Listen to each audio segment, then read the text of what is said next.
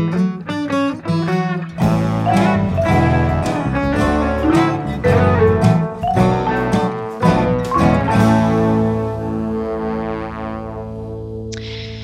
everyone, and welcome to another episode of Keep It Fictional.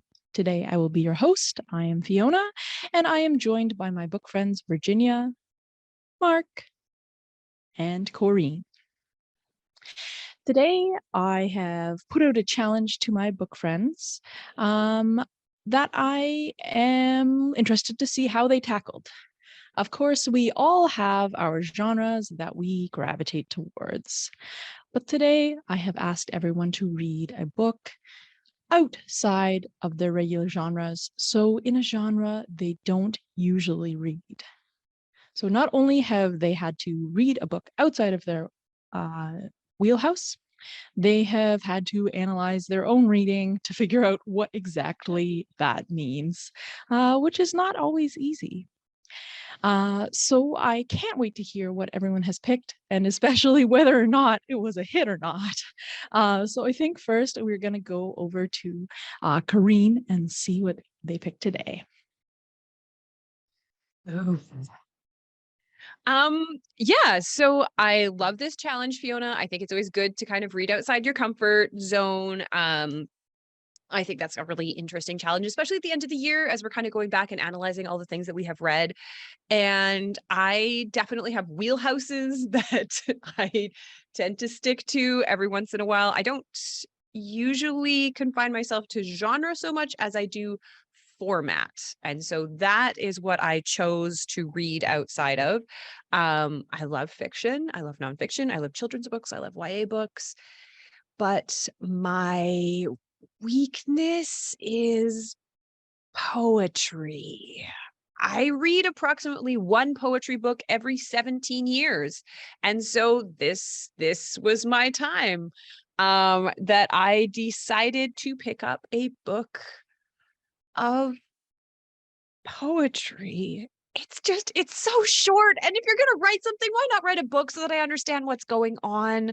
I love novels in verse. So books where there is a narrative of poetry that's especially popular in like kid stuff and YA stuff, but you don't really see a lot of adult novels in verse, which is a great detriment of the entire genre. So I challenged myself to read a book of poetry, which was a great pick because it's short. Oh, it's so short. Poems are so short, which is to their benefit and also to their detriment because I don't always understand what they're trying to say or what's going on, because they could use some more words to explain it. So I decided to pick up a book by Thomas King, who is of Cherokee and Greek descent. He has the Order of Canada. He's very well known as an activist, a broadcaster, a writer, an essayist. He's probably most famous for his book, The Inconvenient Indian, which was on CBC Canada Reads a couple of years ago. And this is his first book of poetry, which is 77 Fragments of a Familiar Ruin poems. And there are 77 of them. Some of them are longer, some of them are shorter. I am going to read from the book jacket because I don't really know how to describe this.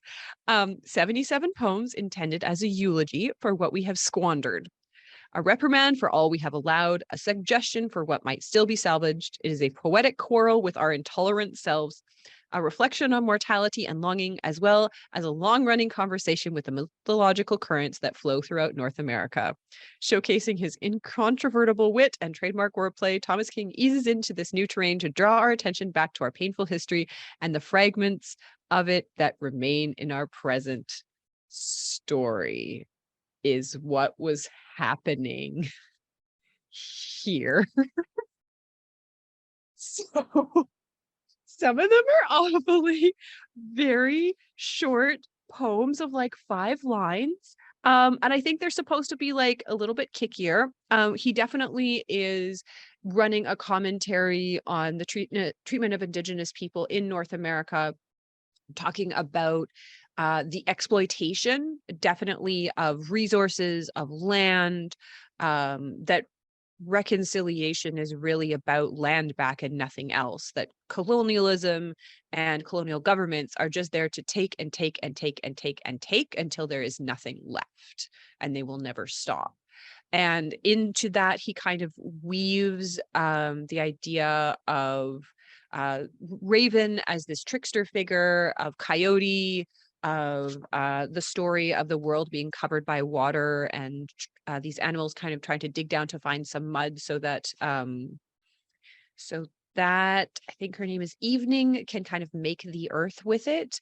It is there are poems about environmentalism, which I honestly really liked. Who knew? I really especially liked poem 42. In Alberta, the sour gas wells rise out of the land like candles on a cake. Make a wish, blow them out. Make a wish, blow them out. It also talks about, I think, because I can't be sure because it's poetry and I'm not sure if I'm interpreting this right, the hopelessness of life, I think. So for example, fragment 67, attending the wedding in spite of everything I know about funerals. Deep stuff. So if you are wanting to dip your toe into poetry, because like me, if I kind of divvy up my entire life, it's one every 17 years. If your 17 years is up, I can recommend Thomas King's 77 Fragments of a Familiar Ruin poems, in that it is short and you will generally understand what they are about. Thank you, Corrine, for sharing that with us. I mean, I guess if it's only once every 17 years, maybe not, but I feel like you're really deep down, like kind of a poetry person. It's just not in your, like, it's just a 17-year rotation. It's there. It's just a bigger wheel. All right. Thanks so much for sharing that, Corrine. We are going to move on to Mark now today. Very excited to see what is outside of Mark's wheelhouse. All right, thank you, Fiona. So today I'll be talking about a mystery novel, which is The Lady Killer by Masako Togawa. I would argue that mysteries are outside of my usual genre, though one person on this podcast did in fact disagree with me very verbally yesterday. I would argue that it is in fact outside of the genres I normally read, because this, like for example, the past 2 years, perhaps the only mystery novel I have read was just very recently, which is The Hunting Party, which we talked about on the podcast for the Locked Room episode. So I'm sticking with it. This is outside of what I normally read. The topic was not genre that you hate, it was genre that you don't normally read. Okay. Okay. So Masako Togawa had a very long and wide-ranging career across multiple arts and like music, things like that. So she became a singer in nightclubs before gaining larger popularity, and she also later became a club owner and manager. Her inclusive work has sort of made her an LGBTQ icon, because many of her clubs and her writing were very inclusive at a time that was very different from now. It was very difficult. So she's earned a bit of a reputation over the years as being very inclusive and welcoming, and representing a broader range of identities in her art. It's also said that she first began writing novels backstage between appearances as a singer at nightclubs. And that's how her first novel, The Master Key, was written. And I believe The Master Key was already talked about on a previous episode of Keep It Fictional a while back. So you can check that out if you're interested in hearing more about Togawa's writing. So basically in this book, the story is broken down into two parts. The first takes place at a time of a series of murders, of 3 separate murders, and the second half is after a man named Ichiro Honda has been convicted of these murders. In the first half, we follow Honda's personal life and his self-proclaimed nature as a quote-unquote hunter of women, while he is married, he lives on his own most of the year in a hotel room on his own in order to be closer to his work.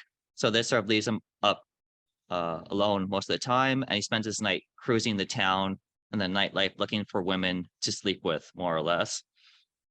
He keeps a diary of exploits in his quote unquote hunting log. He refers to women as like prey, his kill, and very unseemly terms such as these. We can sort of see that Honda is a very unpleasant person by today's standards, I would say.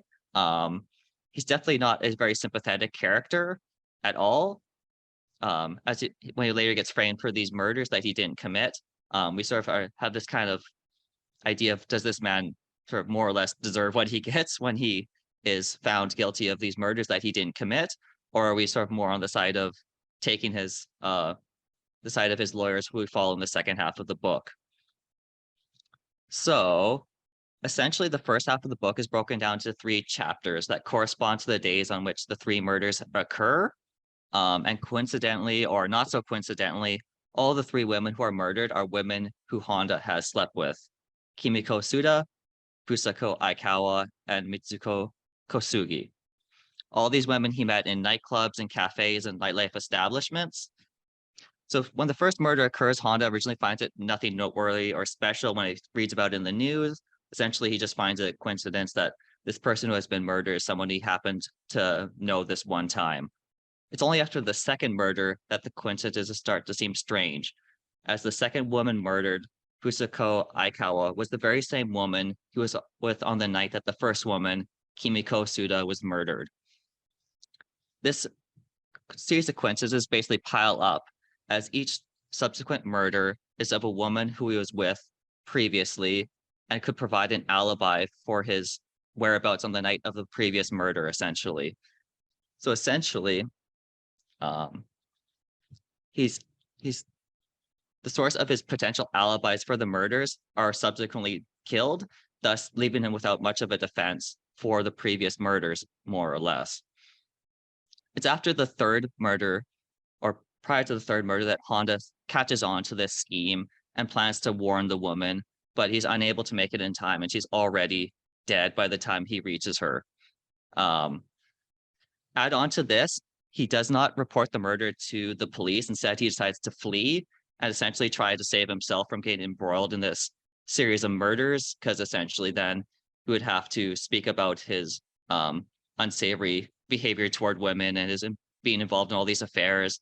And while he's actually a married man, and essentially in the 1960s Japan, that would be a very sort of scandalous thing, to be out sleeping with women every night while your wife is at home waiting for you, basically. The third murder is seemingly being immaculately staged to leave no doubt that Honda was the murderer. The woman was strangled with a necktie that matches the size of Honda's. A pair of specially made shoes that match Honda's were found in her apartment. There's a rare blood type found under her fingernails, which is type AB Rh negative. And there's also other bodily fluid evidence that would match Honda found at the scene.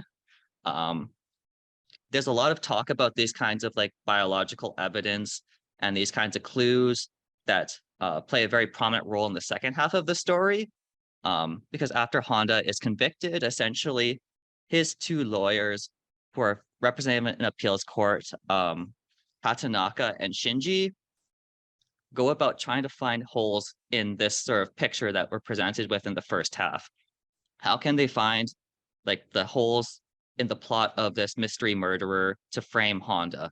And it largely centers around this kind of circumstantial and biological evidence, as Hatanaka tasks Shinji with trying to find other women that were with Honda to sort of vouch for his character, as well as to track down anyone who has donated ABRH negative blood and other types of things like that, to see if any of them had any type of contact with someone who may have used their blood in this manner. So it kind of has like this, in the first half we're presented with this very unsympathetic character and the situation that he finds himself in, and the second half is more a sort of traditional kind of detective, tracking down the clues, tracking down the contacts, doing the legwork to find different people who may be able to give them different pieces of the puzzle to try and assemble either a picture of an alternate murderer that they can cast reasonable doubt that Honda committed the murder, or to even find someone who they can then point towards as the actual murderer, essentially. And throughout these investigations, we sort of get this sort of sordid kind of underworld kind of feeling as Shinji sort of comes into contact with like a film company employee who visits Turkish baths to a gay bar host who provides other kinds of services as well. And essentially, you kind of have this sort of sordid kind of underbelly kind of sexualized tinge to very much in the commentary of the story, as it kind of has a somewhat moralistic feel to it that I wasn't quite sure which side Togawa was on, if she's trying to condemn these people or if she's trying to say that the moral kind of opprobrium of the general population is leading to these kinds of scornful attitudes of the characters, such as Shinji, because he has this sort of running commentary of judgment about these characters. And I wasn't quite sure if Togawa was trying to say that she feels that this is wrong or that this person is right, or if she's just trying to present this kind of social attitude of the time. So I would have liked it to be would have been a little bit clearer in that regard, but it still kind of had an interesting presentation of these facts and attitudes. And so if you like putting together clues and scientific style analysis of traces, trying to figure out who the killer is, who may have been involved in these things, or if you just like a good framing scheme, then you may also like The Lady Killer by Masako Togawa. Thank you, Mark. While some others may not, I'm going to give you a pass on that one and give you props for following the letter of the assignment, but still reading a Japanese author. All right. And we are going to go over to Virginia now. All I can say is it's not horror or sci-fi. No, because I'm not allowed to today, right? I think that's the assignment. So I guess unless you count those with vampires and zombies or Space Cowboy Spike Spiegel, I don't think I have ever read a Western before. So that's what I decided to tackle this week. And I chose from the backlist of an author that I recently discovered, and I really, really loved his book. And I'm sure you will hear about it on an upcoming episode because I would like to tell the world about that book. But for today, I just kind of went back to one of his older books. And like many Westerns, we begin our story with a white man. Kurt Marder, sometimes known as Dirt Marder because people mistakenly misheard his name. And he is right now standing atop a hill, watching smoke rising from his house, which is currently being burned down. He sees these 4 or 5 men circling around his house, laughing, hollering at each other, one of them dragging his wife, and then he sees them throw her onto the horse like a rolled up carpet. He sees his dog's body no longer moving. And Kurt thinks he should go down and confront them. But he only has half a mind to do that. So instead, he turns his horse right around and heads back to town. There, he went to the bar, and then he started to tell his story to anyone who would listen, hoping that someone would pity him and maybe buy him a drink. But nobody really cares about his story until they hears about the dog, and they all feel so bad about the dog. And as he's telling the story, and as they're like, oh, well, you better do something. What are you going to do? What are you going to do about this? And he suddenly feels compelled. Yes, I should reclaim what is rightfully mine. Does he really care for his wife? Nah, not really. But you know what? That's not the point. Like, it's mine. Like, they take something of mine. I need to get it back. And so they say, yeah, well, you better start early because you don't want to lose their tracks. And you know what? You should hire Bubba. Bubba is the best tracker in town. Kurt is not so sure about that because Bubba is a black man. I don't know if I want to hang out with a black man, he thinks. And then, of course, when he went to finally see Bubba and explain what he needs Bubba to do, Bubba was like, oh, yeah, sure. Pay me. What are you going to pay me with? And Kurt is like, didn't you just hear my story? My house got burned down. I have nothing left. Well, you still own your land, don't you? I want half of it. And I get to decide where the dividing line is. And Kurt is like, how dare this man telling me that he wants my land? But then he knows that this is his only chance. So he reluctantly agrees. Meanwhile, in the back of his mind, he's thinking, can a black man even own land? And so these two set along the journey, along with Jake, a boy, maybe about 12 years old, even though he claims to be a lot older. This boy who begged Kurt and then bit him on the leg and refused to let go until Kurt agrees to take him along because he overheard Kurt's story and he thinks the man who burned down Kurt's house are the same people that killed his parents. So he wants to go along to avenge their death. And so here are these three people going on a quest. Now, if this feels like a setup for a found family story, or maybe a story about a white man finally learning a little bit of humility, learning a little lesson, well, that's not what God's Country by Percival Everett has in store for you. Curtis, well, I don't know if he's even merit the adjective unlikable. Like many of his actions, yeah, for sure, they're unlikable, they're detestable even. But as a person, he's just kind of there. Like there's nothing remarkable about him. And the only thing that saves him from all of this is his skin color. And that's kind of all he's got going for him. Whether he acts or whether he doesn't act, he never really have to suffer the consequences. It's all the people around him that suffer. Does Kurt's conscience sometimes serve us? Sure, but never quite enough for him to really do anything about it. And he just thrives on this ignorance and this indifference. And here's this man who has all the choices, all the opportunities to do whatever he wants, but yet he just sort of falls into this bizarre quest, kind of like Kafka-esque almost, and he just let it all happen to him. And contrast that with Baba, a man who is not given not an iota of slack in life, that everything, because he is black, that he has nothing. No one thinks anything of him, but yet he's the one in the book that has intention. He's the one that has agency to try to do something with his life, at least to do what he wants to do. And I think by centering the narrative on this white man, Everett really shows how ridiculous and how absurd the world is. And it is scary and alarming how here's a story that takes place in the Old West, and yet you can transpose all these characters right into our world in 2022, and nothing really has changed. And Balba, here he is trying to have to learn to be courteous to all the people around him, have to keep his hands where they can see them. All of the stuff that he has to go through is the same today.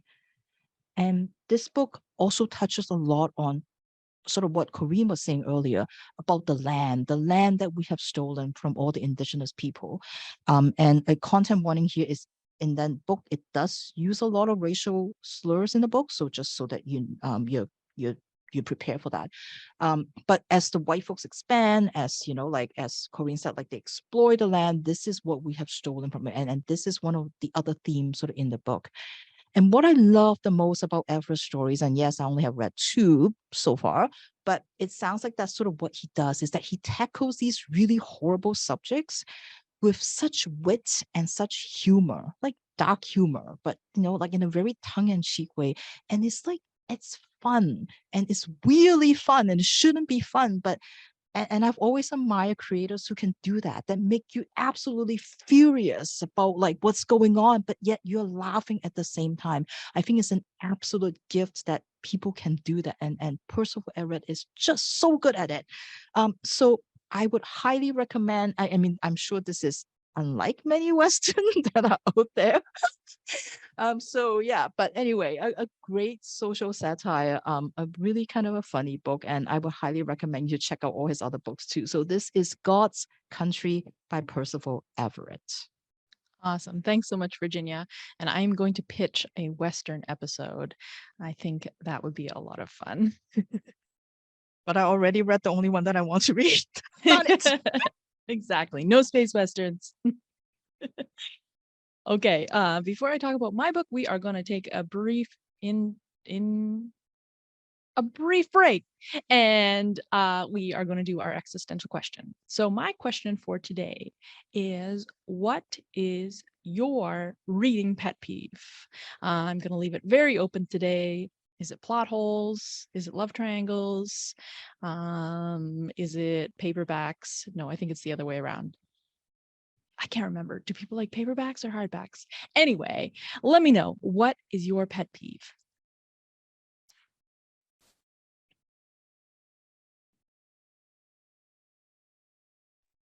Okay, I didn't really know what to pick for this one. So there was something that was recently very annoying I found in a book that I was reading. And have you ever had it where the book will have these pages that aren't properly like aligned, where it's just like, yeah. Yeah, I don't know why this book, I've seen books cut like this recently, and it's extremely annoying. Like the way that the pages, like you can't actually turn the pages properly. And it looks like it was like cut with a machete or something like that. It's just like, I don't know why they did that. Like I read another book like this recently, and I don't like it, just found super annoying the whole time I was reading it. Thank you so much for bringing this up. I feel like this is a form over function situation. I would love to hear more from our panelists. Really, Mark? Really? Deckled edges, one of the most aesthetic, pleasing, like sense-based experience that you can have while reading. That's your pet peeve? I think everything is Corinne's pet peeve. So sorry, that one came out way harsher than I meant it to be. I just It's meant accurate. Corinne has an opinion on everything, which is great and is one of the things that we love about her.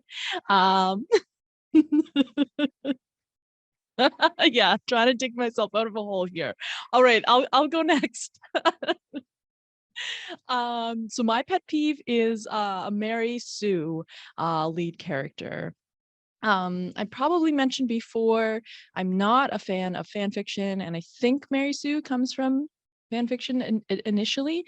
And it's this character who sort of doesn't have a lot of agency and is very like blank. A lot of descriptions might be that they're like pretty or like just very kind of vague descriptions of them, and the idea is so that the reader can slot themselves into the main character, which I totally understand the reason for. But for me, I just want to hear about other people and not think about myself when I read. So it really bugs me, especially when that character doesn't have any agency and things just happen to them. Yeah, huge pet peeve.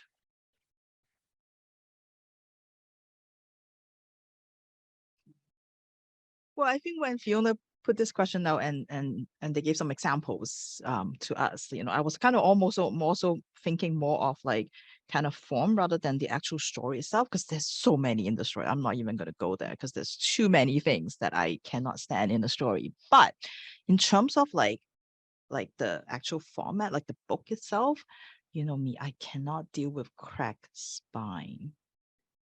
That drive me nuts. If I see a book with I cannot. So I think for me, when you talk about paperback, like I actually much prefer hardcover. It's for me is a much better reading experience. And also I am always very worried about a paperback, because when I read it, I kind of have to read it like this because I really don't want a crack spine. Like it drives me nuts. And then and of course paperbacks often have very thin kind of paper also, and that also kind of drives me crazy, because I'm just like, ah. And I think that's probably why I am very much into ebooks, because none of those problems will ever show up on the ebook. So I think that's probably why. But yeah, so I find that if I'm reading a big fantasy, it's always going to be a ebook version of it because I am worried about them. Fascinating. And that's why you have the deckled edges, is so you can print on thicker paper.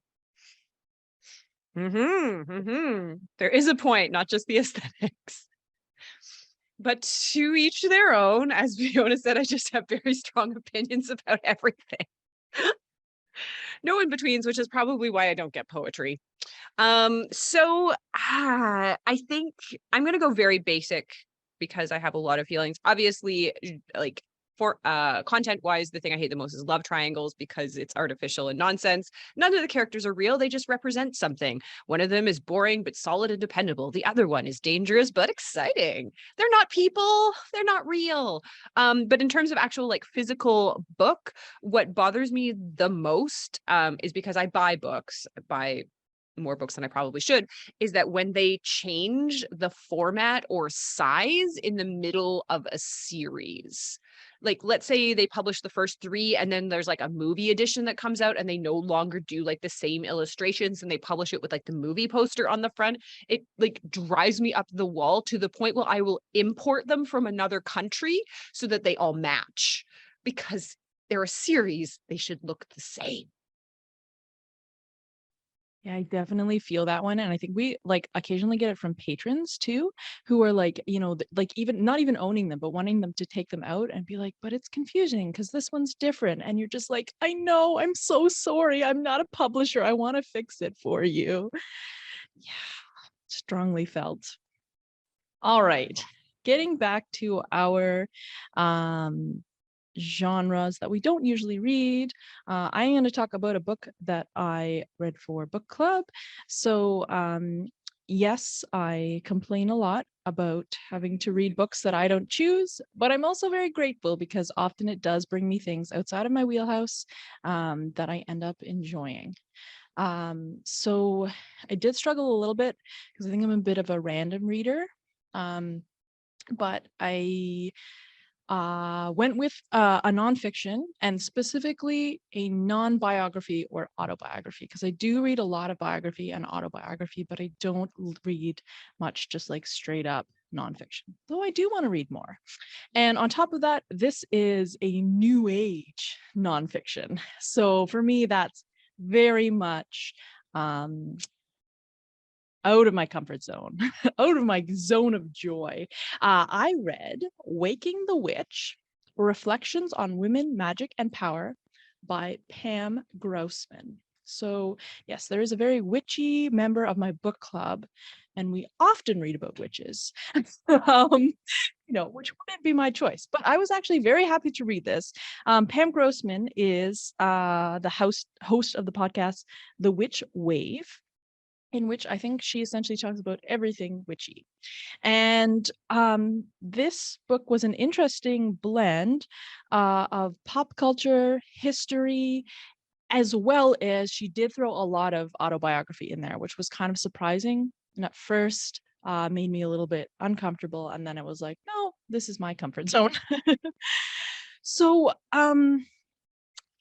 I appreciated this read a lot in the end, because I feel like I have feelings about witches and contemporary witches in particular. I can be a little bit harsh about people who consider themselves to be witches, and I feel like this book really showed me a lot about how that can be empowering, especially for women, and how it's also a way to have spirituality that is not part of some bigger religions, and I wish that there was more history in it, but it actually had all sorts of really interesting history throughout. Of course, about the Salem witch trials, but also like about biblical references, and it was quite fascinating, actually. Then it also talked a lot about pop culture. So everything from Buffy to Sabrina the Teenage Witch. And I actually found that my to watch list grew quite a bit from this, which as many of our listeners will know, for me, that's a big plus with a book, is when you come out of it with more that you want to watch and read. I wish that there had been more history in it. But ultimately, yeah, really appreciated the content. Like on top of all of that, it was just an entertaining read.